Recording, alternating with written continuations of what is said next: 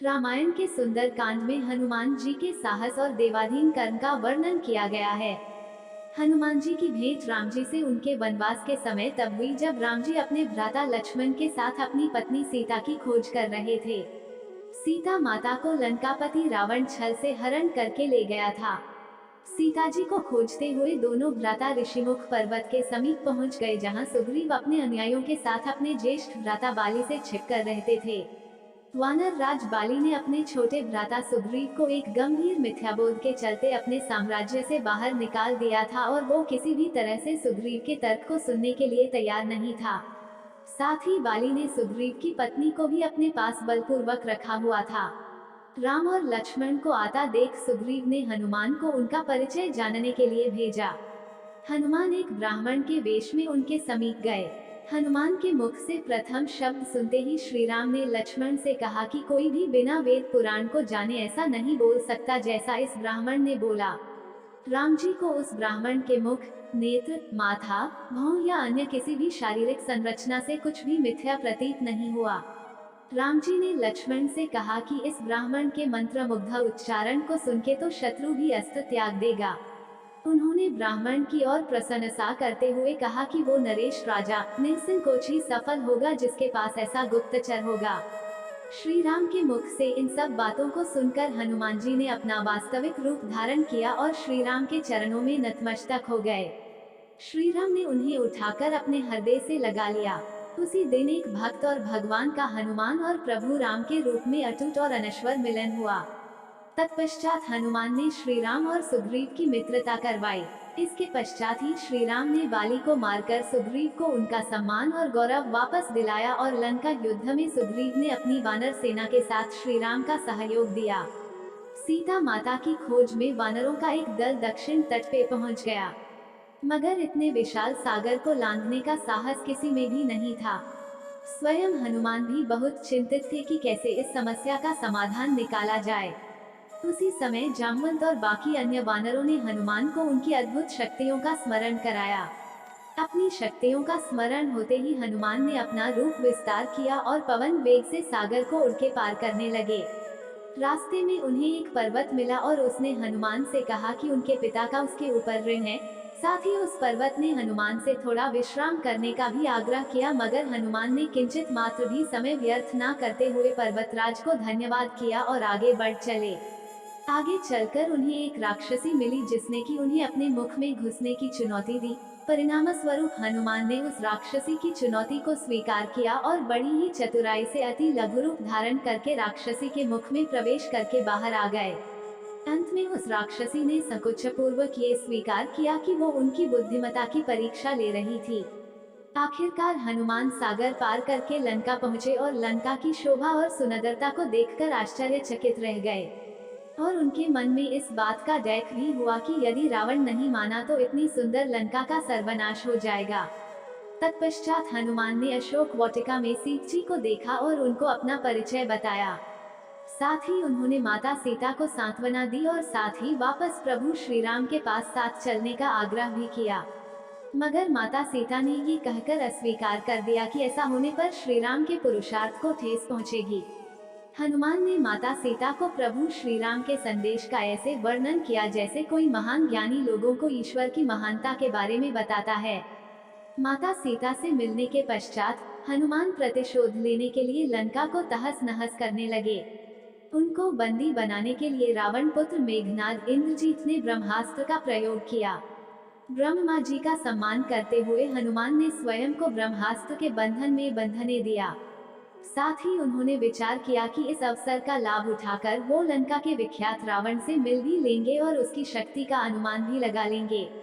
इन्हीं सब बातों को सोचकर हनुमान ने स्वयं को रावण के समक्ष बंदी बनकर उपस्थित होने दिया। जब उन्हें रावण के समक्ष लाया गया तो उन्होंने रावण को प्रभु श्री राम का चेतावनी भरा संदेश सुनाया और साथ ही ये भी कहा कि यदि रावण माता सीता को आदर पूर्वक प्रभु श्री राम को लौटा देगा तो प्रभु उसे क्षमा कर देंगे। क्रोध में आकर रावण ने हनुमान को मृत्युदंड देने का आदेश दिया, मगर रावण के छोटे भाई विभीषण ने ये कहकर बीच बचाव किया कि एक दूत को मारना आचार संहिता के विपरीत है। ये सुनकर रावण ने हनुमान की पूंछ में आग लगाने का आदेश दिया। जब रावण के सैनिक हनुमान की पूंछ में कपड़ा लपेट रहे थे तब हनुमान ने अपनी पूंछ को खूब लंबा कर लिया और सैनिकों को कुछ समय तक परेशान करने के पश्चात पूंछ में आग लगाने का अवसर दे दिया। पूंछ में आग लगते ही हनुमान ने बंधन मुक्त होकर लंका को जलाना शुरू कर दिया और अंत में पूंछ में लगी आग को समुद्र में बुझाकर वापस प्रभु श्री राम के पास आ गए। लंका युद्ध में जब लक्ष्मण मूर्छित हो गए थे तब हनुमान जी को ही द्रोणागिरी पर्वत पर से संजीवनी बूटी लाने भेजा गया, मगर वो बूटी को भली भांति पहचान नहीं पाए और पुनः अपने पराक्रम का परिचय देते हुए वो पूरा द्रोणागिरी पर्वत ही रणभूमि में उठा लाए और परिणाम स्वरूप लक्ष्मण के प्राण की रक्षा की। भावुक होकर श्री राम ने हनुमान को हृदय से लगा लिया और बोले कि हनुमान, तुम मुझे भ्राता भरत की भांति ही प्रिय हो। हनुमान का पंचमुखी अवतार भी रामायण युद्ध की ही एक घटना है। अहिरावण जो कि काले जादू का ज्ञाता था, उसने राम और लक्ष्मण का सोते समय हरण कर लिया और उन्हें विमोहित करके पाताल लोक में ले गया। उनकी खोज में हनुमान भी पाताल लोक पहुँच गए। पाताल लोक के मुख्य द्वार एक युवा प्राणी मकरध्वज पहरा देता था, जिसका आधा शरीर मछली का और आधा शरीर वानर का था। मकरध्वज के जन्म की कथा भी बहुत रोचक है। यद्यपि हनुमान ब्रह्मचारी थे मगर मकरध्वज उनका ही पुत्र था। लंका दहन के पश्चात जब हनुमान पूंछ में लगी आग को बुझाने समुद्र में गए तो उनके पसीने की बूंद समुद्र में गिर गई। उस बूंद को एक मछली ने पी लिया और वो गर्भवती हो गई। इस बात का पता तब चला जब उस मछली को अहिरावण की रसोई में लाया गया। मछली के पेट में से जीवित बचे उस विचित्र प्राणी को निकाला गया।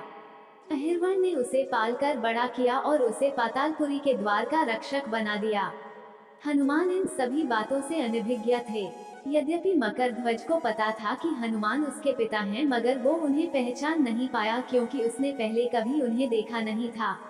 जब हनुमान ने अपना परिचय दिया तो वो जान गया कि ये मेरे पिता हैं, मगर फिर भी उसने हनुमान के साथ युद्ध करने का निश्चय किया क्योंकि पातालपुरी के द्वार की रक्षा करना उसका प्रथम कर्तव्य था। हनुमान ने बड़ी आसानी से उसे अपने अधीन कर लिया और पातालपुरी के मुख्य द्वार पर बांध दिया। पातालपुरी में प्रवेश करने के पश्चात हनुमान ने पता लगा लिया कि अहिरावण का वध करने के लिए उन्हें 5 दीपकों को एक साथ बुझाना पड़ेगा।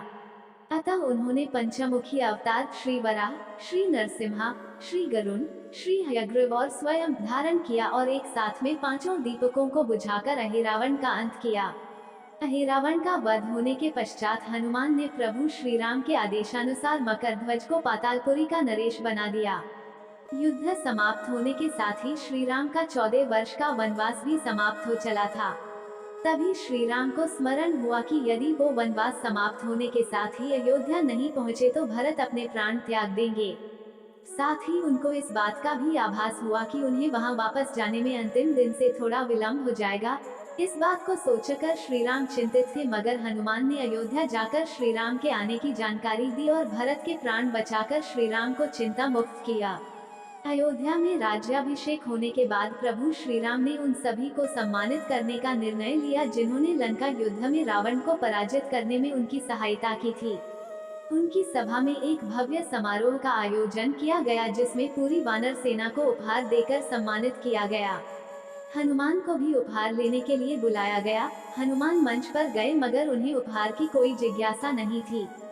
हनुमान को ऊपर आता देखकर भावना से अभिप्लुत श्री राम ने उन्हें गले लगा लिया और कहा कि हनुमान ने अपनी निश्चल सेवा और पराक्रम से जो योगदान दिया है उसके बदले में ऐसा कोई उपहार नहीं है जो उनको दिया जा सके। मगर अनुराग स्वरूप माता सीता ने अपना एक मोतियों का हार उन्हें भेंट किया। उपहार लेने के उपरांत हनुमान माला के एक एक मोती को तोड़कर देखने लगे। ये देखकर सभा में उपस्थित सदस्यों ने उनसे इसका कारण पूछा तो हनुमान ने कहा कि वो ये देख रहे हैं मोतियों के अंदर उनके प्रभु श्री राम और माता सीता हैं कि नहीं, क्योंकि यदि वो इनमें नहीं है तो इस हार का उनके लिए कोई मूल्य नहीं है। ये सुनकर कुछ लोगों ने कहा कि हनुमान के मन में प्रभु श्री राम और माता सीता के लिए उतना प्रेम नहीं है जितना कि उन्हें लगता है। इतना सुनते ही हनुमान ने अपनी छाती चीर के लोगों को दिखाई और सभी ये देखकर स्तब्ध रह गए कि वास्तव में उनके हृदय में प्रभु श्री राम और माता सीता की छवि विद्यमान थी। दोस्तों, अगर हमारी स्टोरी अच्छी लगी हो तो हमें कमेंट में जरूर बताएं और हमारे चैनल को सब्सक्राइब करना ना भूलें। धन्यवाद।